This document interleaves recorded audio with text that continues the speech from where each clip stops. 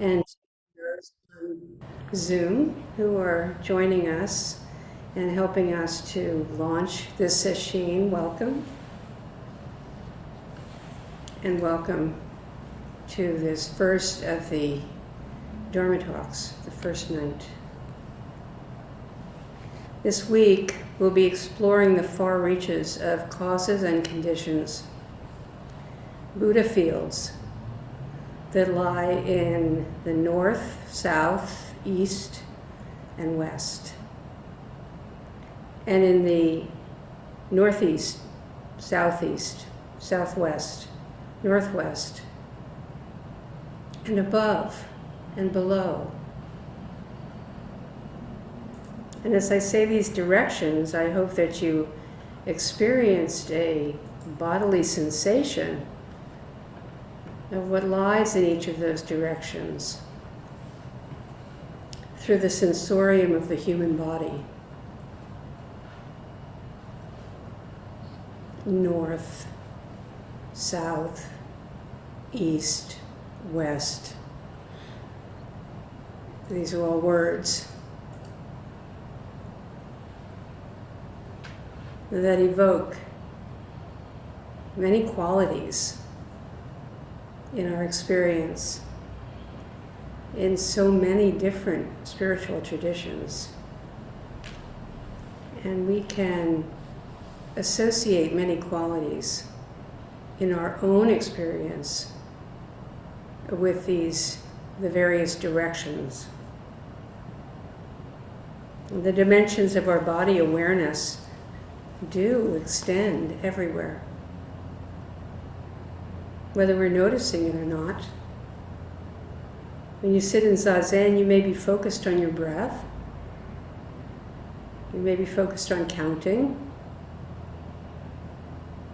or on a memory, or one of those various thoughts. You may be reviewing plans, maybe becoming ensnared in emotion and their narratives.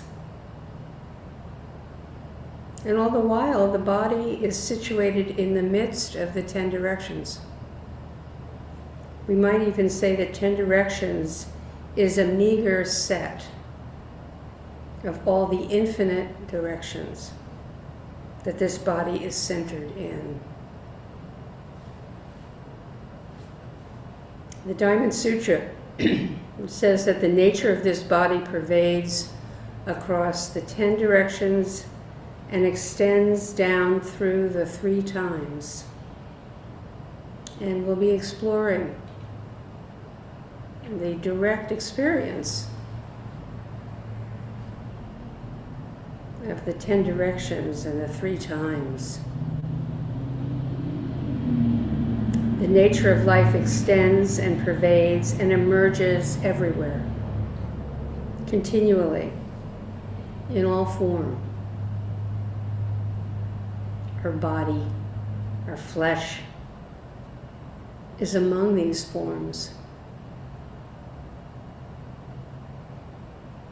We say Buddha nature pervades the whole universe. What happens when we practice Zazen with this awareness? What happens when we practice Kinhin with this awareness? What happens when we practice ordinary moment by ordinary moment with this awareness? We can give ourselves over completely to this inquiry this week together, this precious Sesshin time. Buddha nature pervades the whole universe.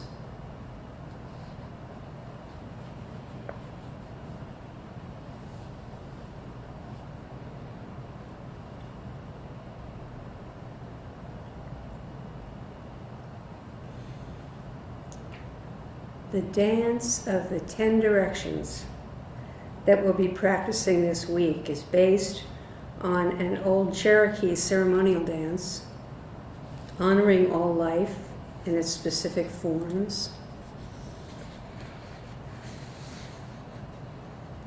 honoring the energies, the qualities of light, the changing seasons, in the past, in the present, in the future, in all of the seasons of our lives. This dance, the original dance, was inherited by the Cherokee elder Diani Oahu, who passed it on to us in a somewhat different form than we'll be using during this sesshin. The beauty of ceremonial dances is they come to us in a particular form, which we inherit from someone who inherited a dance in a particular form, and it changes over the time you do it. Just the way we discovered this afternoon when we were chanting, that the way our Sangha has been chanting has shifted over time a little bit from how our mothership chants.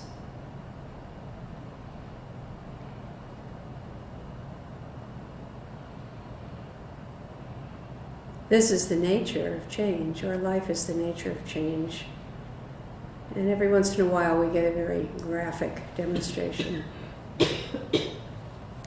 So this dance is one way we can embody our bodhisattva vow. It helps us remember the possibility of opening awareness, emptiness, into all directions. All the directions that we are always alive within and are alive within us. Whenever we're free from the very narrowing, self-cherishing, self-absorption that may be our usual habit.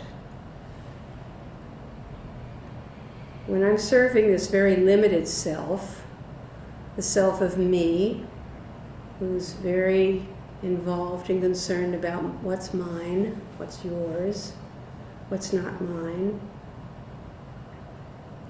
I lose awareness at those times of how extensive the universe and all sentient beings within are with me,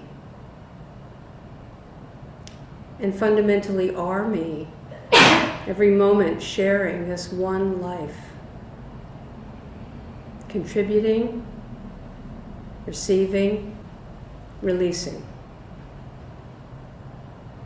gathering, holding, giving.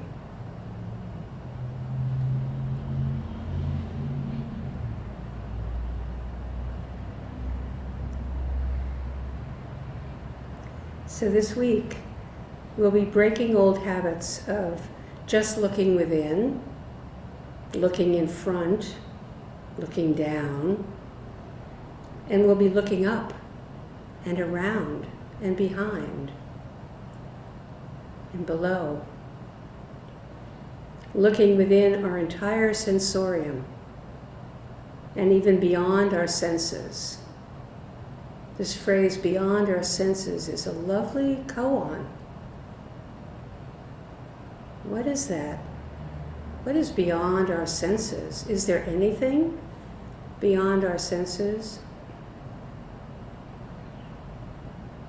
I'm not saying that there is, and not saying that there isn't. But that kind of question urges us to really look into direct experience for whether there is something that goes beyond sense experience.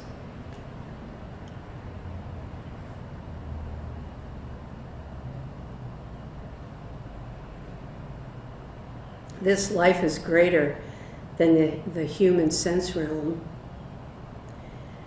When we begin to open to the more minute and subtle energies, we begin to be aware of what is living in every direction.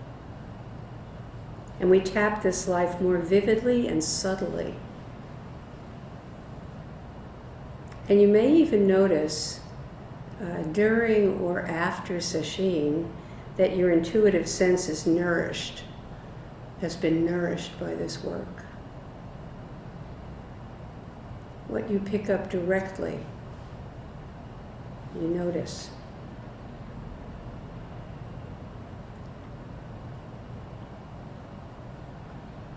So here we are in sesshin, resting the mind.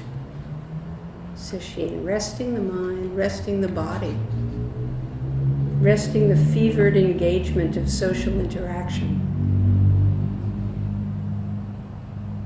We intimately share this space outside of the usual social verbiage.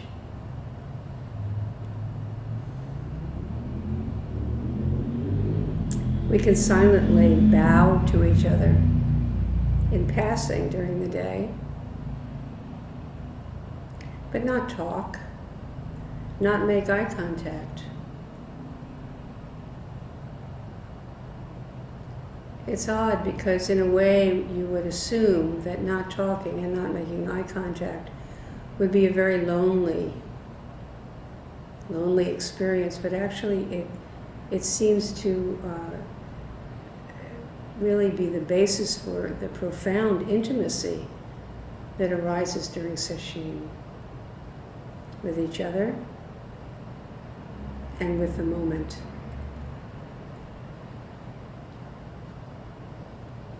The intimacy that we share is not dependent on social convention.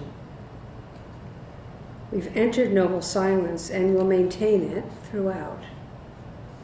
Through sitting, standing, walking, working, eating, lying down, listening, bowing, chanting, dancing. When we chant, we only chant. When we sing, we only sing. We fully sing. Don't hold back. When we dance, we really dance. In the body, around the body, from the body, the whole body, moving in the various multitude of directions. Do we move from outside the body? Do we move from inside the body? When we dance, we only dance. This is a form of open and complete activity.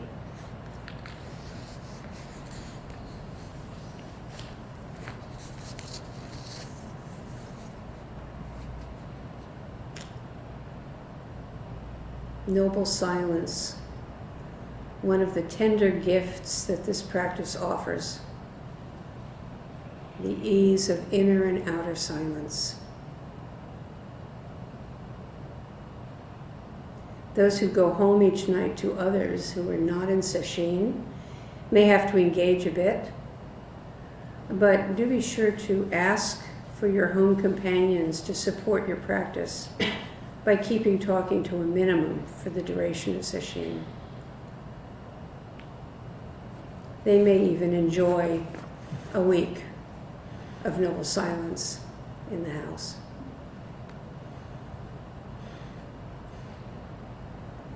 And we also don't read or use our devices until sesshin is over. So we really encourage everyone to take the opportunity to turn it all off. Clear the airwaves. And leave you available fully for what is real, what is right here, not virtual, actual. Continuous practice in every direction, in stillness and activity. I'll just repeat, how rare and precious is it to have a few days where we really can disconnect and just be in the world as it is.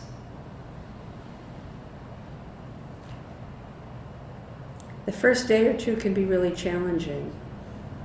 Most of us have done a number of sesshin, and we know that. That's helpful. The first day we pump the brakes of this vehicle of our life at the ordinary speed of 60, 50, 40, 30 mph. And eventually, pumping the brakes. Every time you notice your mind is really flitting around, pump the brakes. Slow it down. Come to a stop at this breath stop. Just this breath. The sensation in the body, sitting and breathing.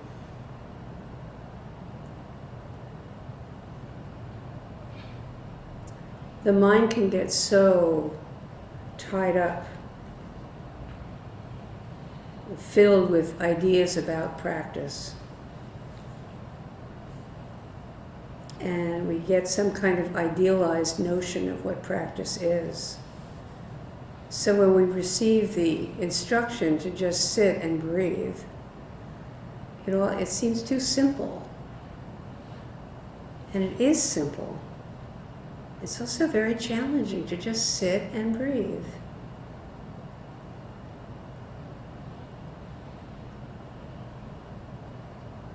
And we know that getting busy in practice is not effective.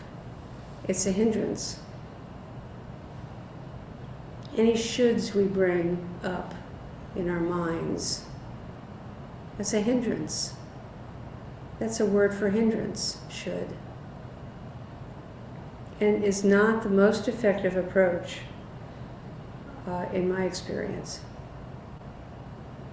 But just sitting, breathing, we start right here. There's nothing specific to experience in any moment. Nothing specific to reach for. Just allow whatever is. All we need to do is remember the vow to be awake.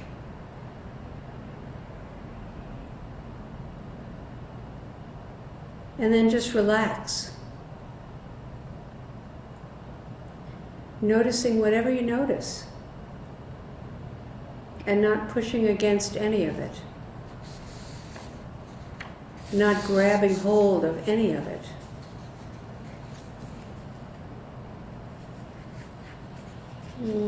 Watching breath helps. It helps us melt away the root of distraction by merely returning again and again to breath, where we encounter the immediacy of body, speech, and mind. Immediacy in the flow of breath acknowledges any roof brain chatter, but doesn't follow it. Immediacy in the flow of breath acknowledges bodily sensations, but isn't pushed around by them. It doesn't have to be constantly moving to counter them, to seek a more comfortable state. Because we know that everything changes. Even that itch goes away on its own. That itch is a helper. And watch how it comes up, how it just is so urgent. It seems so real. You've got to do its bidding, but maybe you don't. And then watch it dissipate.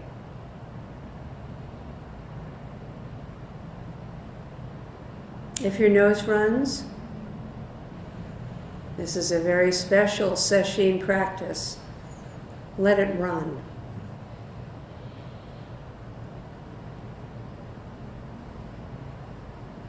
At the heart of the teaching is a practicing Buddha.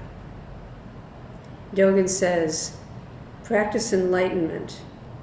Practicing enlightenment, we clarify Buddha nature. Right now. Right now.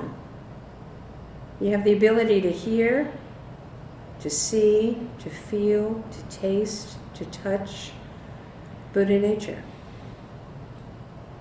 But also, along with that, comes the ability to elicit other impressions of self, other voices that control us at the same time.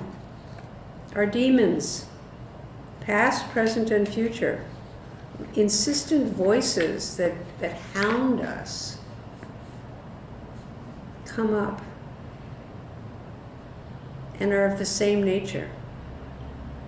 Hungry ghosts who never get enough. Angry giants who cannot stop, like Angulimala.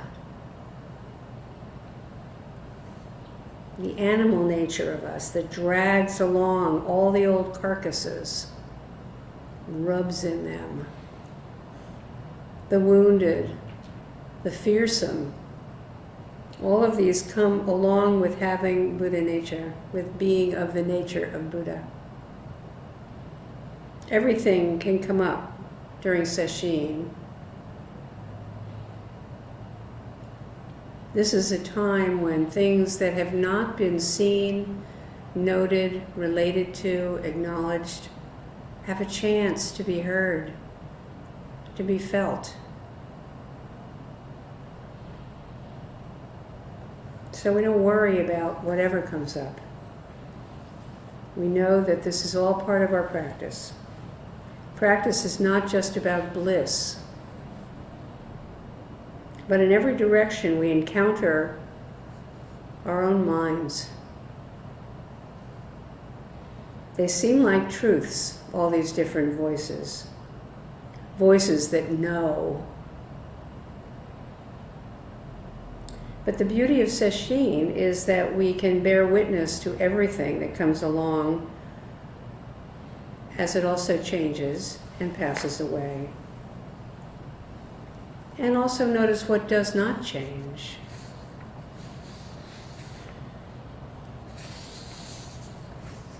Recognize what does not change. Awaken to what does not change.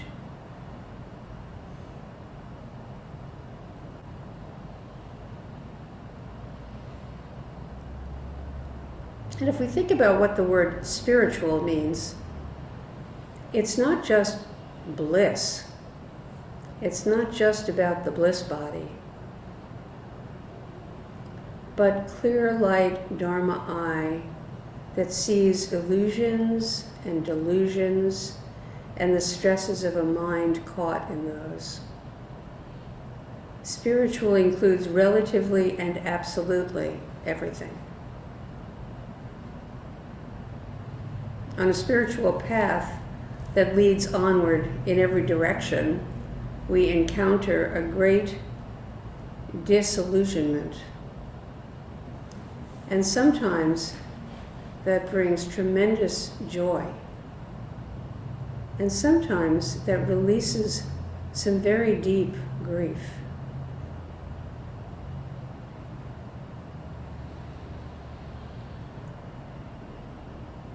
And this is a good thing, because it's true, it's real. It's the path. And is the ground for a deep release from fear. Fear that accompanies standing in opposition to what we don't like, what we don't want, and what we don't want to own in our hearts. When we know the omnidirectional nature of our life, of all of life, we recognize our path as, in its very nature, openness, empty, wide open. and the source of continuous wonder.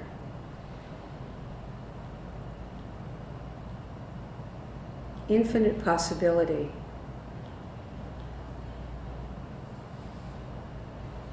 And ease.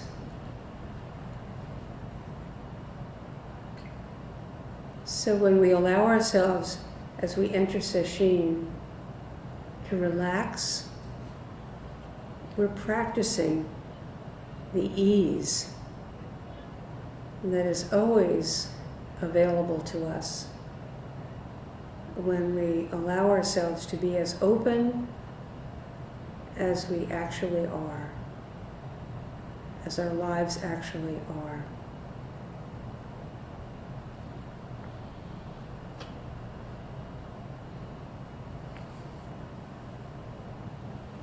Thank you, and please enjoy your zazen. Enjoy all of the various parts of Sesshin and completely embody them. Waste no portion of the outflow, the flowing along of Sesshin practice. And know that every time you're really with it, with this, you're offering support to everyone else.